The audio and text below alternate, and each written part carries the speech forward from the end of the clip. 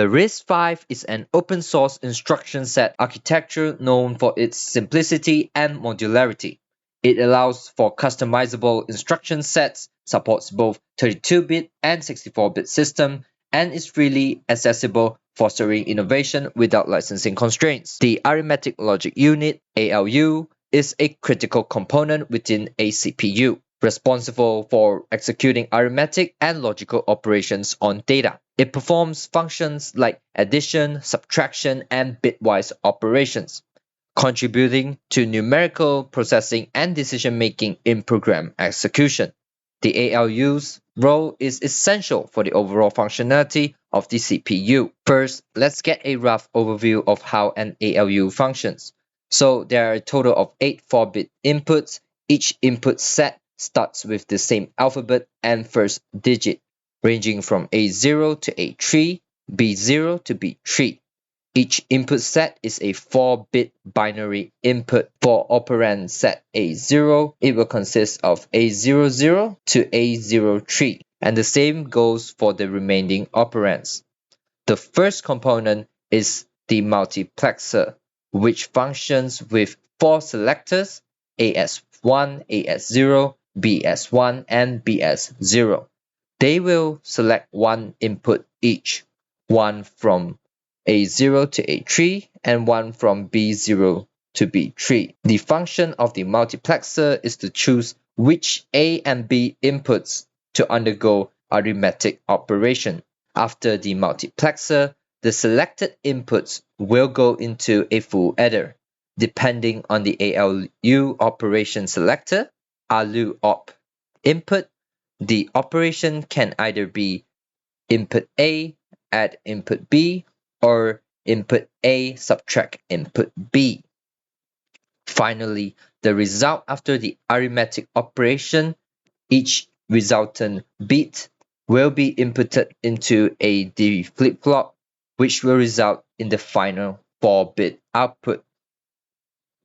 Now, let's look into each component in detail.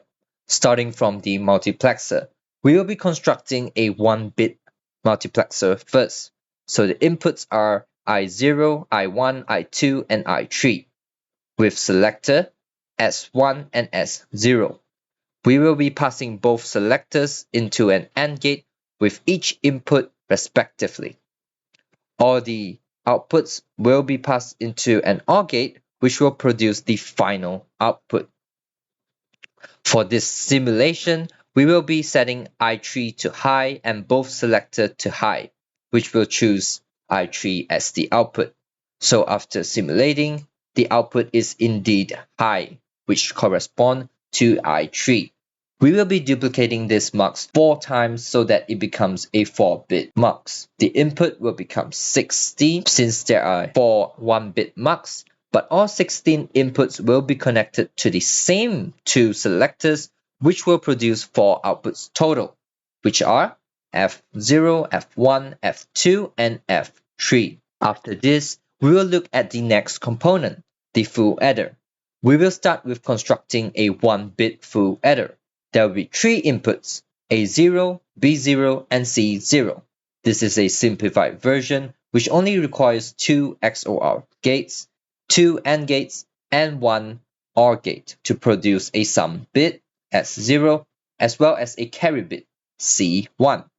For this simulation, we will be setting A0 and B0 to high while C0 is low, which represents the arithmetic operation 1 plus 1 plus 0. After simulating, the output for C1 is high while S0 is low, which represent the value of 2 in 2-bit binary, 1, 0. For the 4-bit full adder, we will be adding another XOR gate, which will be responsible for the sign bit.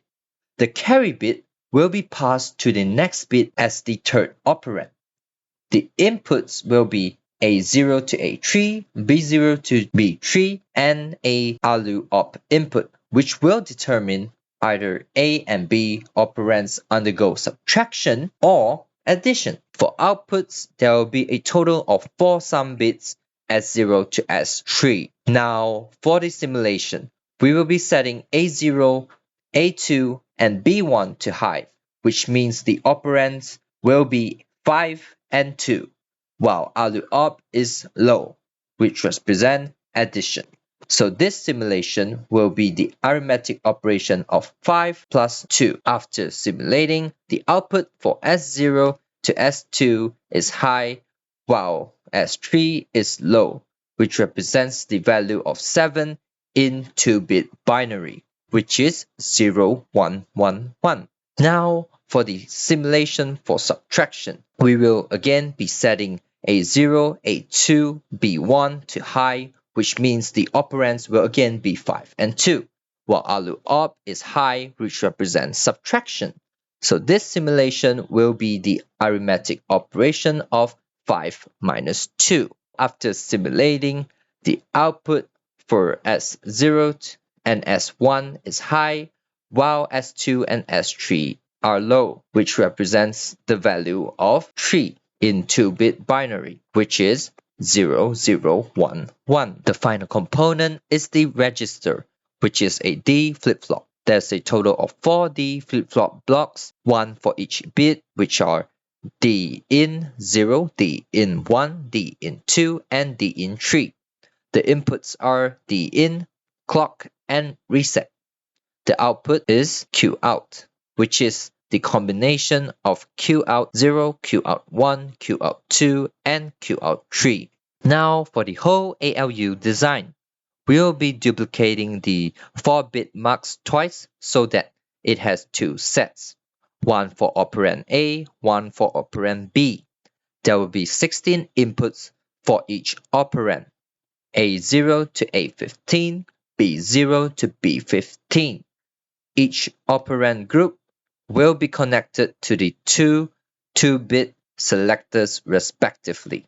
AS0, AS1 will select 4 bits for A operand, which are A0 to A3, while BS0 and BS1 will select 4 bits for B operand, which is B0 to B3. The same index from both operand groups will be connected to the full adder where arithmetic operations can take place. Depending on the ALU-OP input, the operation can either be addition for 0 or subtraction for 1. Each bit will be operated according to its index. A0 and B0 will produce output D in 0. The same goes for the rest of the operands. Finally, all of the 1-bit D in will be combined into a 4-bit D in, and then connected to each D flip-flop bit by bit. The output will be 4 1-bit Q out, which will finally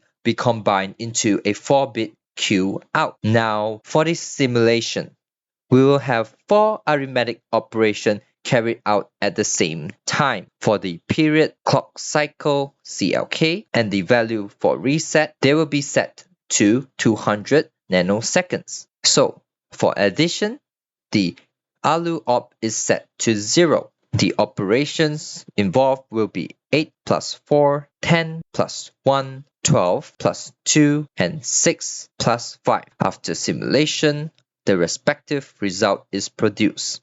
Now, for subtraction, the ALU-OP is set to 1. All of the operands will remain unchanged. The respective arithmetic operation will be 8 minus 4, 10 minus 1, 12 minus 2, and 6 minus 5. After simulation, the respective result is produced.